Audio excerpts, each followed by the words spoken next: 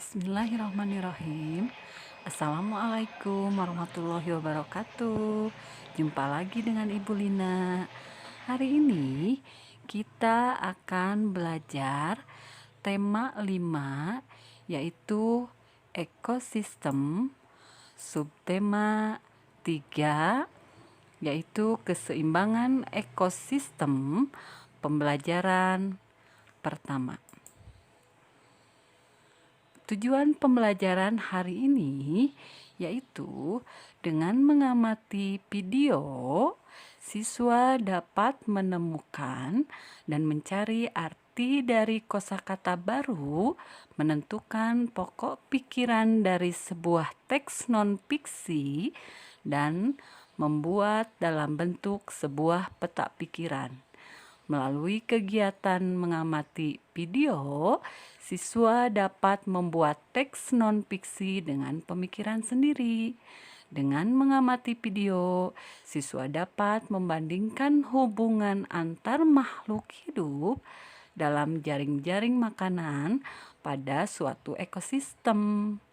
Dengan mengamati video, siswa dapat membuat sebuah poster jaring-jaring makanan dari suatu ekosistem melalui kegiatan mencermati teks dan berdiskusi kelompok.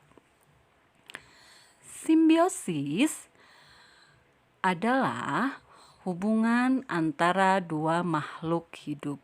Simbiosis ada 3 jenis, yaitu pertama, simbiosis mutualisme. Simbiosis mutualisme adalah hubungan antar dua makhluk hidup yang saling menguntungkan. Contohnya adalah hubungan antar kupu-kupu dan bunga.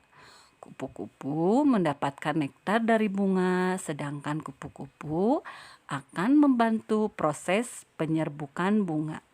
Yang kedua, simbiosis parasitisme. Simbiosis parasitisme adalah hubungan antar dua makhluk hidup di mana pihak yang satu diuntungkan, sedangkan pihak yang lain dirugikan. Contohnya adalah hubungan antara tali putri dan inangnya. Tumbuhan tali putri yang berwarna kuning seperti mie tidak dapat menghasilkan makanan sendiri karena ia tidak dapat berfotosintesis. Yang ketiga, simbiosis komensalisme. Simbiosis komensalisme adalah hubungan antar dua makhluk hidup di mana makhluk hidup yang satu mendapatkan keuntungan sedangkan makhluk hidup yang lain tidak dirugikan.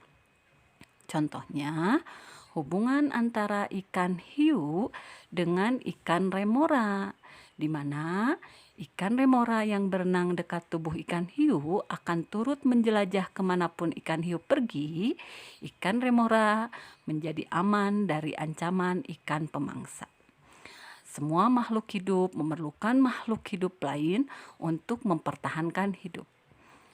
Kita baca teks di bawah ini, yaitu rantai makanan dan jaring-jaring makanan.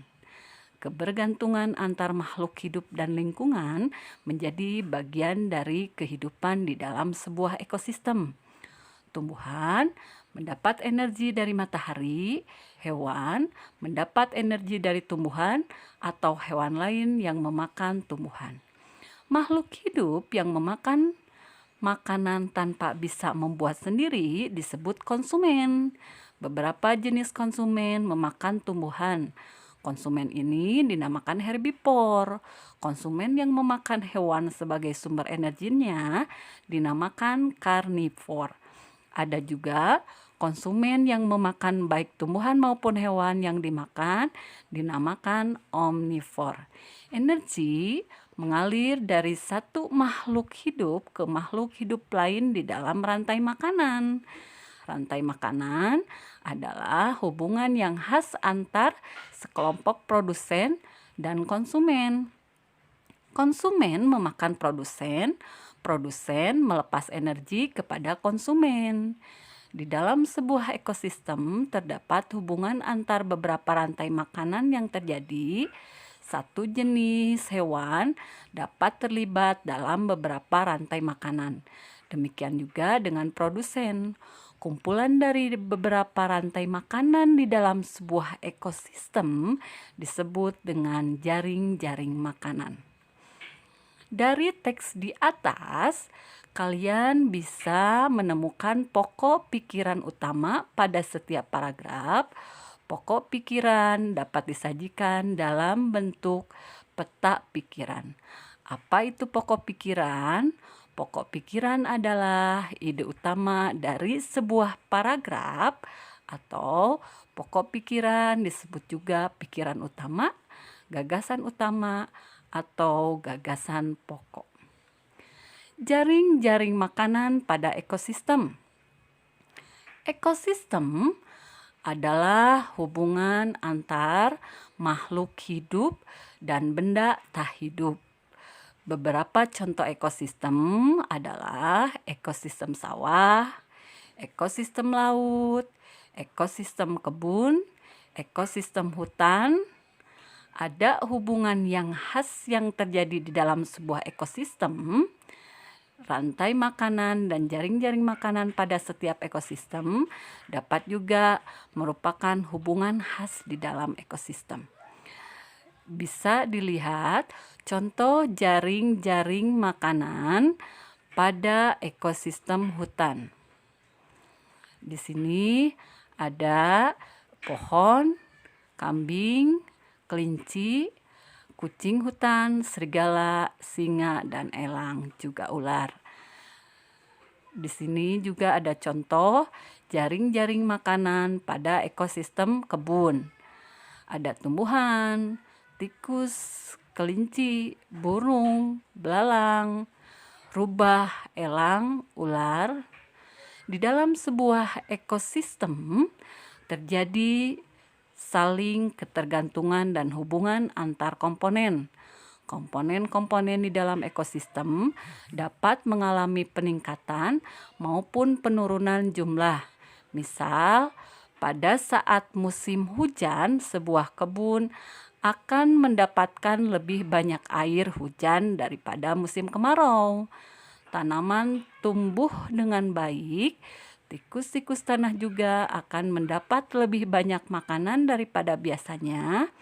Kondisi ini akan meningkatkan populasi tikus tanah di kebun tersebut. Peningkatan jumlah tikus tanah akan mengakibatkan peningkatan populasi ular tanah. Peningkatan ini disebabkan ular tanah mendapatkan banyak makanan berupa tikus tanah pada musim itu. Pada musim kemarau, air hujan yang turun di kebun tersebut berkurang. Tanaman tumbuh lebih lambat. Makanan yang dihasilkan juga lebih sedikit. Keadaan ini akan mengakibatkan menurunnya populasi tikus tanah yang memakan tanaman di kebun itu. Akibatnya, populasi ular tanah pun akan berkurang karena berkurangnya sumber makanan pada musim itu. Sekarang kalian kerjakan LKVD-nya, kemudian Ibu tunggu presentasinya. Selamat mengerjakan.